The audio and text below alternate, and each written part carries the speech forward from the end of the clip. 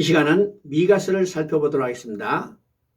지도자와 백성 모두 부패한 나라에게 소망이 있을까요? 지도자는 부패했지만 백성이 깨끗한 나라. 반대로 백성은 부패했지만 지도자가 깨끗한 나라에게는 희망이 있습니다. 그러나 지도자와 백성 모두가 부패한 나라는 더 이상 소망이 없습니다. 이런 나라에는 멸망만이 기다리고 있을 뿐입니다. 북이스라엘과 남유다의 멸망은 지도자와 백성 모두가 부패한 결과였습니다. 주전 750년부터 690년까지 활동한 미가는 주전 722년에 아수르가 북왕국 이스라엘을 멸망시키는 것을 보고 앞으로 다가올 유다의 멸망 원인을 하나님 백성의 총체적인 부패라고 보았습니다. 그러나 미가의 메시지가 이런 부정적인 내용만을 담고 있는 것이 아닙니다. 미가는 종말 있을 하나님의 백성의 영광스러운 회복에 대해서 강조하므로 하나님의 백성을 격려하고 있습니다.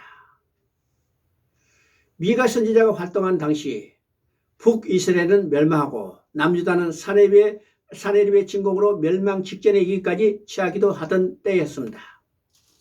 이때 유다 출신 미가는 북이스라엘과 남유다를 향하여 하나님의 심판을 경고하면서 회개를 촉구하는 메시지를 선포했습니다.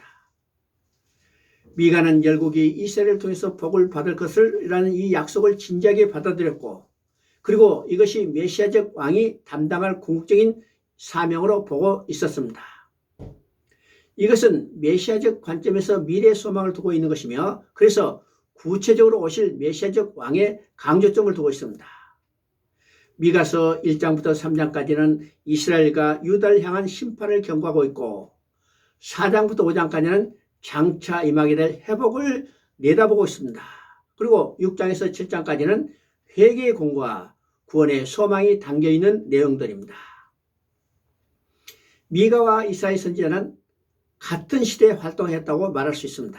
그래서 그 선포의 형태가 비슷한 면이 많이 발견됩니다. 그러면 미가서에 나타난 문제가 무엇일까요? 1장 7절을 보면 그 새긴 우상들은 다 부서지고 그 음행의 값은 다 불살라지며 내가 그 목상들을 다 깨뜨리리니 그가 기생의 값으로 모았은즉 그것이 기생의 값으로 돌아가리라고 말씀합니다. 여기서 우상, 음행, 기생의 값이라는 묘사로 표현된 그들의 죄가 무엇인지 아셨을 것입니다. 그들은 메시아 언약을 우상으로 바꿔치기 했기 때문에 결국은 음행한 것이고 기생의 값이라고 말하고 있습니다. 1장 8절을 보면 벌거벗은 몸으로 행하매라고 합니다. 이것은 극도의 슬픔과 백성이 이런 모습으로 포로로 끌려갈 것을 계시하고 있습니다. 1장 9절에서는 상처는 고칠 수 없다고 합니다. 이것은 그들의 죄를 책망하고 심판을 경고해도 소용이 없다는 말입니다. 문제는 허물과 죄입니다. 미가 선지자가 공격하고 있는 세 가지 지도 계급을 우리가 주목해 볼 필요가 있습니다. 그 세 가지 지도 계급은 첫째는 정치 지도자들입니다. 이들의 죄는 그들은 공의를 베풀지 않은 것입니다. 두 번째 지도자들은 선지자들입니다. 거짓 선지자들은 돈을 주는 자에게는 거짓 평강과 축복을 말하고 주는 것이 없는 자에게는 공갈 협박을 했습니다. 그들의 특징은 백성을 유혹하는 자들인 것입니다. 세 번째 지도자들은 제사장들입니다. 그들의 죄가 무엇일까요? 그들의 죄는 제사의식은 생명력을 상실한 종교적인 형식에 불과한 것이었습니다. 하나님께서 구약시대에 세우신 왕과 제사장과 선지자는 기름 부음 받은 자들입니다. 이런 장차 오실 기름 부음 받은 자, 곧 메시아의 모형적 인물들이었습니다. 하나님께서 그들을 세우신 목적은 메시아 왕국의 예표가 되는 공의를 시행하는 것이었습니다. 그러나 미가 당시의 지도자들은 공의를 미워하고 정직한 것을 굳게 하였습니다. 그러나 미가 선지자는 왕과 제사장과 선지자적 사명을 한 몸에 지니신 참된 통치자가 다가오고 있는 것을 바라보았습니다. 이게 5장 2절에 나오는 거죠. 5장 2절을 보면 베들레헴 에브라다야 너는 유다 족속 중에서 작을지라도 이스라엘을 다스릴 자가 내게로 나올 것이라고 말합니다. 그렇지만 그분의 근본은 베들레헴 출신이 아니라 그의 근본은 상고의 태초에라고 말씀하십니다. 그분은 창세기 3장 15절에서 한 점으로 계시된 분으로 점점 모습을 드러내며 다가오고 있었던 것입니다. 그분은 예루살렘이 아닌 작은 고을 베들레헴에서 태어나신 것입니다. 이 예언은 예수 그리스도에게서 그대로 성취된 것을 우리가 볼 수가 있었습니다. 미가서 6장 8절에서는 미가서의 핵심 구절을 말하고 있습니다. 여호와께서 내게 구하는 것이 오직 공의를 향하며 인자를 사랑하며 겸손히 내 하나님과 함께 행하는 것이 아니냐고 말씀하십니다. 그렇습니다. 이 말씀은 어느 시대를 막론하고 사회와 교회를 진단하는 원리가 됩니다.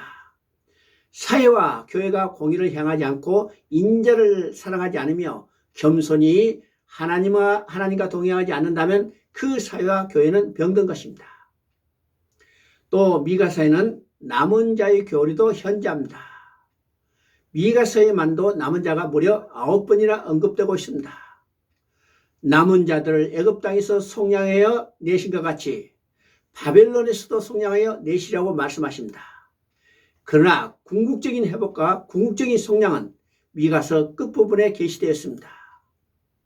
7장 18절 19절을 보면 주께서는 죄악을 사유하시며 허물을 넘기시며 우리의 죄악을 발로 밟으시며 우리의 모든 죄를 깊은 바다에 던지시리라고 말씀하십니다.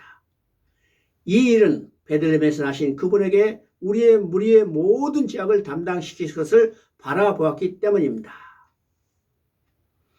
미가는 하나님께서 이를 성취해 주실 것을 확신하는 근거로 아브라함에게 맹세를 보증하여 주신 언약을 상기시킵니다. 7장 20절에 주께서 옛적에 우리 열조에게 맹세하신 대로 야곱에게 성실을 베푸시며 아브라함에게 인애를 더하시리라고 말씀합니다. 이 신앙 고백의 메아리가 누가복음 1장 50절에 메시아를 잉태한 마리아가 우리 조상에게 말씀하신 것 같이 아브라함과 그의 조상에게 영원하시리라고 하답하는 것으로 성취됐습니다. 여러분, 하나님은 자신의 언약을 신실하게 지켜주셨습니다. 하나님께서 언약하신 바를 어떻게 성실하게 지켜주셨는가를 인간에게 보여주는 것이 성경의 계시요, 이를 연구함으로 하나님 경외하기를 배우기를 원하는 것이 성경을 구속의 관점에서 보는 목적인 것을 깨달으시길 바랍니다.